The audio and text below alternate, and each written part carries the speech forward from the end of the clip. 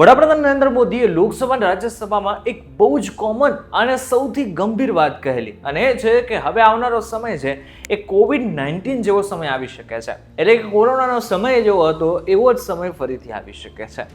હવે આમને કહી તો દીધું છે, પરંતુ આની ઇફેક્ટ લાંબા ગાળે ઘણી બધી થઈ શકે છે, અને ઘણા બધા લોકો એવું કહી રહ્યા છે કે આગળના સમયમાં પરિણામો ભોગવવા માટે આપણે રેડી રહેવું પડશે. ત્યારે શું છે ખરેખર માહિતી, અને આગળના સમયમાં શું લોકડાઉન જેવી સ્થિતિ આવી શકે છે, જાણીશું આજના ખાસ વિડીયોમાં.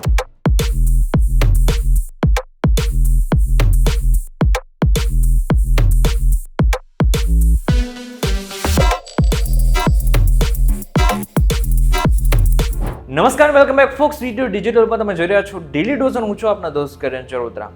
આપણે બધાને યાદ છે કે કોરોનાના સમય દરમિયાન સપ્લાય ચેન ઉપર સૌથી વધુ અસર થઈ હતી, જેને જ કારણે જે વસ્તુ હતી આપણને નહોતી મળી શકતી, અને આ જ સ્થિતિ અત્યારે ક્યાંક ને ક્યાંક અત્યારે જોવા મળી રહી છે. એક બાજુ સ્ટ્રેટ ઓફ હોર્મુઝને બંધ કરવાની વાત ચાલી રહી છે, એની ઉપર હુમલા ચાલુ થઈ ગયા છે, જેને જ કારણે હવે ત્યાંથી જે શિપ પસાર થાય છે એમના ઉપર ખતરો વધી ગયો છે, અને ત્યાંથી ને જો શિપ આવી જ નહીં શકે તો આગળના સમયમાં જે ઓઇલ છે અને આની સાથે જે ગેસ છે આપણને મળતું બંધ થઈ શકે છે.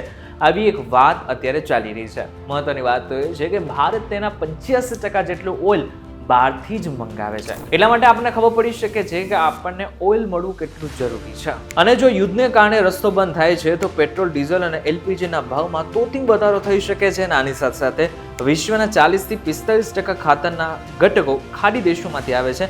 જો તે ખોરવાય તો ખેતી અને ખાદ્ય સુરક્ષા ઉપર સીધી અસર થઈ શકે છે. અને આમ પણ જેટલું પણ ટ્રાન્સપોર્ટેશન ચાલે છે, ઇધર પેટ્રોલ ઉપર ચાલે છે અથવા તો ડીઝલ ઉપર ચાલે છે.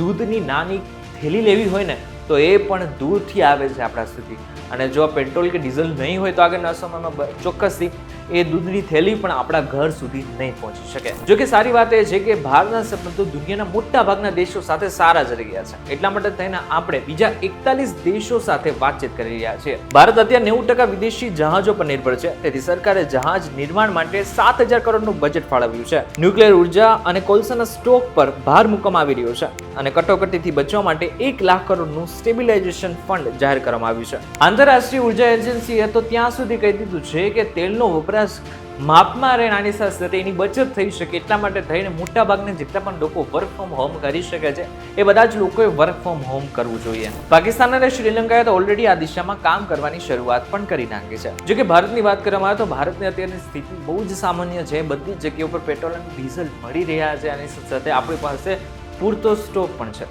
છેલ્લા 2 દિવસથી ગુજરાતમાં અફવા ઉડેલી એ હતી કે આપણી પાસે પેટ્રોલ કે ડીઝલ નથી, જેને જ કારણે જે પેનિક બાઇંગ થયું, એને જ કારણે જે પેટ્રોલ એકચ્યુઅલમાં લેવાતું હતું એના કરતાં 3 ગણું વધારે લેવાયું, જેને જ કારણે એકચ્યુઅલમાં નુકસાની આપણને શરૂ થઈ છે. મહત્વની વાત તો એ છે કે આ બધાની જ વચ્ચે આગળના સમયમાં આપણે ખાસ એ કાળજી રાખવાની છે કે અફવાઓથી આપણે બચવાનું છે. અગર સરકાર એમ કહી રહી છે કે આપણી પાસે પૂરતો સ્ટોક છે તો એમના ઉપર વિશ્વાસ કરવો પણ એટલો જ જરૂરી છે. તમે ભાજપ તરફી હોય, કોંગ્રેસ તરફી હોય કે પછી કોઈ બીજી પાર્ટી તરફી હોય, પરંતુ જ્યારે આ સમય એવો છે કે જ્યાં આપણે બધાએ એકબીજા સાથે મળીને કામ કરવાનું છે, એ દરમિયાન સરકાર જે માહિતી આપી રહી છે એના ઉપર ભાર મૂકવું જરૂરી છે.